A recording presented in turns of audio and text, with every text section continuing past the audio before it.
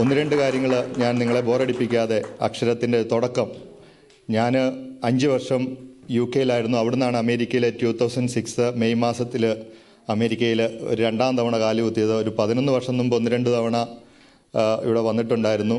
അതിനുശേഷം വിവാഹമൊക്കെ കഴിഞ്ഞ് അമേരിക്കയിലേക്ക് 2006 ഞങ്ങൾ റീലൊക്കേറ്റ് ചെയ്തു. അപ്പം UK-യിൽ ദീപിക പത്രത്തിൻ്റെ ഒരു യൂറോപ്പ് എഡിഷൻ അവിടെ തുടങ്ങുവാനും, അത് ഞങ്ങൾ 3 പേര് ഇവിടുത്തെ പത്രപ്രവർത്തകർക്ക് അറിയായിരിക്കും. ശാന്തിമോൻ ജേക്കബ് എന്ന് പറഞ്ഞ ദീപികയുടെ എഡിറ്ററായിരുന്ന ശാന്തിമോൻ ജേക്കബ് ആയിരുന്നു എൻ്റെ ഒരു പഴയ സുഹൃത്താണ്. ഞങ്ങൾ കോളേജിൽ ഒന്നിച്ച് ഞങ്ങൾ ഹോസ്റ്റലല്ല, എന്നെക്കാൾ സീനിയറാണ്, ഞങ്ങൾ ഒന്നിച്ച് താമസിച്ചുകൊണ്ടിരുന്നതാണ്.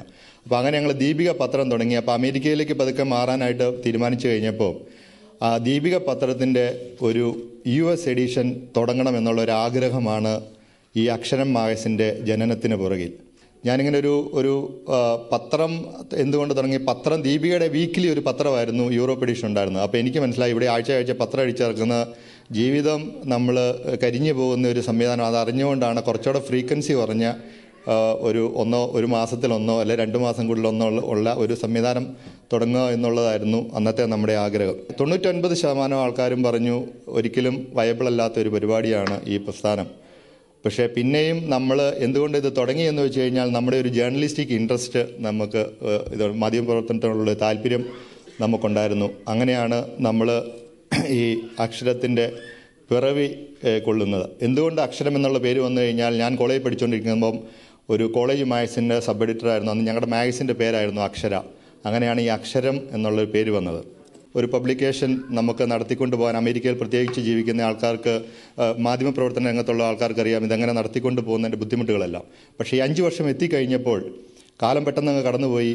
അപ്പം നമുക്ക് അതിൽ നമ്മളെ സപ്പോർട്ട് ചെയ്ത, വളരെ ബുദ്ധിമുട്ടുകൾ നേരിട്ടൊരു കാലമുണ്ടായിരുന്നു. ആ സമയത്തൊക്കെ നമ്മളെ സപ്പോർട്ട് ചെയ്ത, നമ്മളെ പരസ്യങ്ങൾ തന്ന് സഹായിച്ച ആൾക്കാരെ ഒന്ന് ആദരിക്കണം എന്നുള്ളൊരു ആഗ്രഹമാണ് 5ാം വാർഷികം ആഘോഷിക്കണം എന്നുള്ള ഞങ്ങളുടെ ഒരു ചിന്തയ്ക്ക് പാത്രമായത്. അപ്പോൾ അവരാണ് നമ്മുടെ പ്രധാനപ്പെട്ട, അവരുടെ ഒരു കടമ, അവരുടെ ഒരു കമ്മിറ്റ്മെൻറ്റ്. കാരണം ഇവിടെ ഈ പത്രങ്ങളോടും മാധ്യമങ്ങളോടുമൊക്കെ ആൾക്കാർക്ക് പൊതുവേ വലിയ താല്പര്യമൊന്നുമില്ല, മാധ്യമപ്രവർത്തനത്തോടും വലിയ താല്പര്യമില്ല. പക്ഷെ നമ്മളൊക്കെ ഇവിടെ എല്ലാവരും ചോദിക്കുന്ന ഒരു സാമൂഹ്യ പ്രവർത്തനത്തിൽ നമ്മൾ നമ്മുടെ കമ്മ്യൂണിറ്റിയിലുള്ള ചില ഗ്രൂപ്പുകൾ ഒഴിച്ച്, അവരുടെ കൂട്ടായ്മകൾ ഒഴിച്ച് പൊതുവായിട്ടാണ് ഞാനീ പറയുന്നത്. അവർ പലപ്പോഴും ചോദിക്കാറുണ്ട്, നമുക്ക് എന്തിനാണ് ഇത്ര ചർച്ചകൾ, നമുക്ക് എന്തിനാണ് ഇത്രയും മാധ്യമങ്ങൾ, നമുക്ക് എന്തിനാണ് ഇത്ര അസോസിയേഷനുകൾ? പക്ഷേ ഈ അസോസിയേഷനിലൊക്കെ ഇങ്ങനെയുള്ള പ്രവർത്തനങ്ങളാണ് ഒരു സമൂഹത്തിൻ്റെ വളർച്ചയ്ക്കും ഒരു സമൂഹത്തിൻ്റെ അവരുടെ കൾച്ചർ കീപ്പ് ചെയ്യുന്നത് ഇങ്ങനെയുള്ള പ്രവർത്തനങ്ങളിൽ കൂടിയാണ്. ഞാൻ ഇന്നതൊക്കെ ചെയ്തു, ഞാൻ അത് ചെയ്തു, ഞാൻ ഇത് ചെയ്തു, ഞാനിവിടെ അമേരിക്കയിൽ ഒരു മലയാളിക്കും ചെയ്യാൻ പറ്റാത്ത പല കാര്യങ്ങളും ചെയ്തു.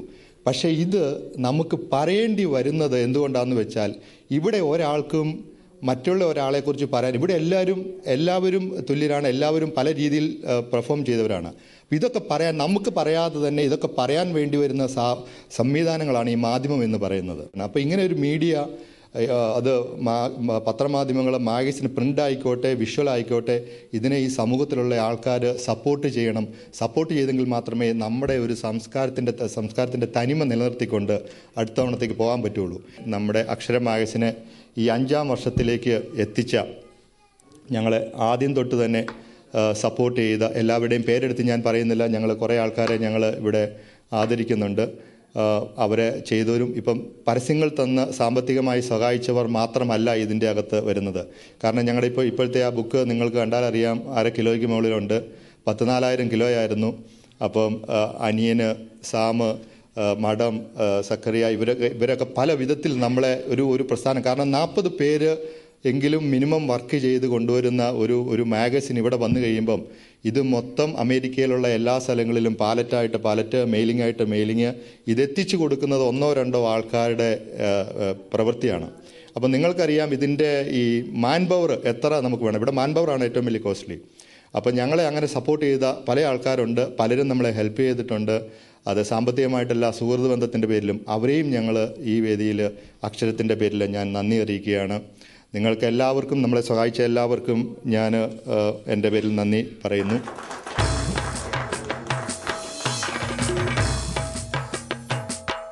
ഞങ്ങൾ ഈ വർഷം തൊട്ട് അമേരിക്കയിലെ മലയാള മാധ്യമ പ്രവർത്തന രംഗത്ത് ഏറ്റവും കൂടുതൽ സംഭാവന നൽകിയ വളരെ കുറച്ച് ആൾക്കാരേ ഉള്ളൂ ഇവിടെ രംഗത്ത് പ്രവർത്തിക്കുന്നവർ. അവരെ ആദരിക്കുന്നതിന് വേണ്ടിയായിട്ട് ഞങ്ങളൊരു അക്ഷര പുരസ്കാരം എന്ന് പറഞ്ഞൊരു അവാർഡ് ഞങ്ങൾ ഈ വർഷം തൊട്ട് സ്റ്റാർട്ട് ചെയ്യുകയാണ്. നല്ലൊരു ക്യാഷ് അവാർഡ്. ആ അവാർഡ് വേറെ ഒരു ഫംഗ്ഷനിൽ വെച്ച് നടക്കുന്നതായിരിക്കും അക്ഷര പുരസ്കാരം. അപ്പോൾ അമേരിക്കയിലെ മാധ്യമപ്രവർത്തകർക്ക് നൽകുന്ന ഒരു പരമമായ അക്ഷരത്തിൻ്റെ പേരിലുള്ള ഒരു അക്ഷര പുരസ്കാരം ഈ വർഷം തൊട്ട് ഞങ്ങൾ തുടങ്ങുകയാണ്.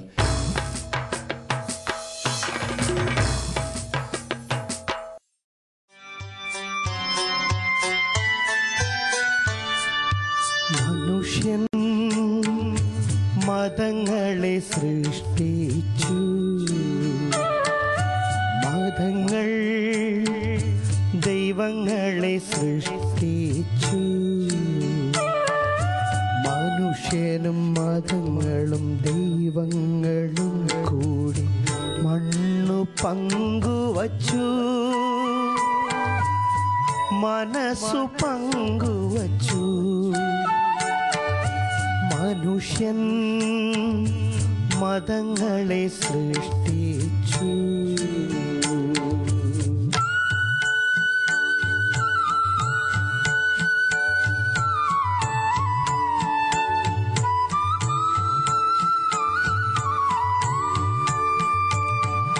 ഹിന്ദുവായി, മുസൽമാനായി, ക്രിസ്ത്യാനിയായി,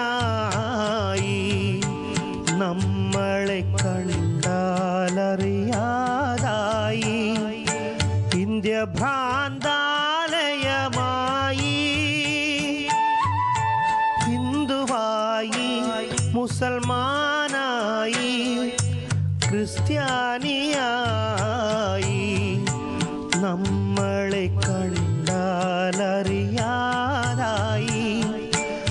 ഇന്ത്യ ഭ്രാന്താലയമായി.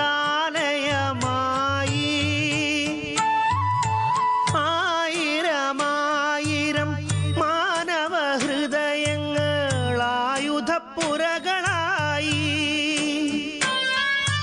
ദൈവം തെരുവിൽ മരിക്കുന്നു, ചെകുത്താൻ ചിരിക്കുന്നു.